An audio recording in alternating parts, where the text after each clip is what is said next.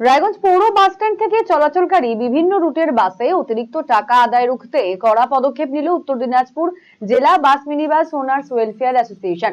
সম্প্রতি প্রকাশিত এক বিশেষ বিজ্ঞপ্তিতে বাস মালিক এবং শ্রমিকদের উদ্দেশ্যে একাধিক গুরুত্বপূর্ণ নির্দেশ জারি করা হয়েছে। বিজ্ঞপ্তিতে জানানো হয়েছে, রায়গঞ্জ পৌর বাস স্ট্যান্ড থেকে জেলার ভেতর এবং জেলার বাইরের বিভিন্ন রুটে চলাচলকারী সমস্ত বাসের ক্ষেত্রে নির্ধারিত টোল কর্মীর কাছে নির্দিষ্ট টোল ফি ছাড়া অন্য কোনো অতিরিক্ত অর্থ প্রদান করা যাবে না। বিশেষ করে পৌর বাস স্ট্যান্ডের ভেতরে কিংবা শিলিগুড়ি মোড় এলাকায় কোনো অনুমোদিত ব্যক্তিকে টাকা দেওয়া সম্পূর্ণভাবে নিষিদ্ধ করা হয়েছে।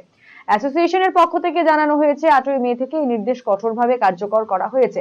যদিও কোনো ক্ষেত্রে জোরপূর্বক অর্থ আদায়ের চেষ্টা বা অন্য কোনো সমস্যার সৃষ্টি হয়, তাহলে সংশ্লিষ্ট বিষয়টি উত্তর দিনাজপুর জেলা বাস মিনিবাস ওয়েলফেয়ার অ্যাসোসিয়েশনের অফিসে জানাতে বলা হয়েছে।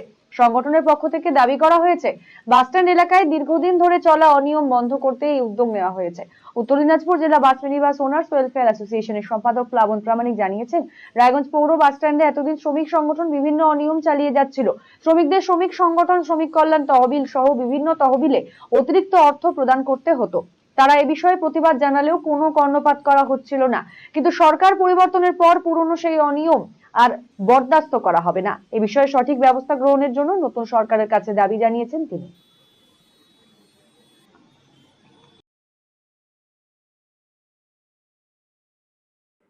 রায়গঞ্জ পৌর বাস স্ট্যান্ডে আমাদের সাথে শ্রমিক সংগঠনের চুক্তি আছে যে কোনো শ্রমিক তার ডিউটি চলাকালীন অবস্থায় কোথাও কোনো ফান্ডে কোনো টাকা জমা দিতে পারবে না।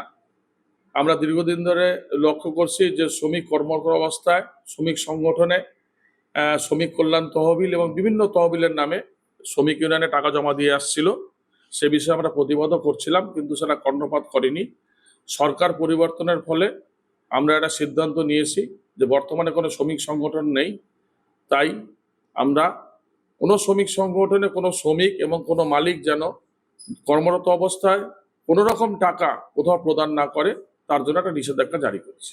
সরকার পরিবর্তনে নতুন শ্রমিক সংগঠন হলে আমরা নতুনভাবে তাদের সঙ্গে চুক্তিতে আসব। প্রশাসনিক টেবিলে যে সিদ্ধান্ত হয়েছিল যে কর্মরত অবস্থায় কোনো কিছু দেওয়া যাবে না, সেটাই আমরা দাবি করব এবং আমরা বলবো যে কোনো শ্রমিকের শ্রমিক কল্যাণ তহবিল যদি তৈরি করতে হয় তাহলে নিয়ম অনুযায়ী মালিক শ্রমিক যৌথভাবে তৈরি করতে হবে।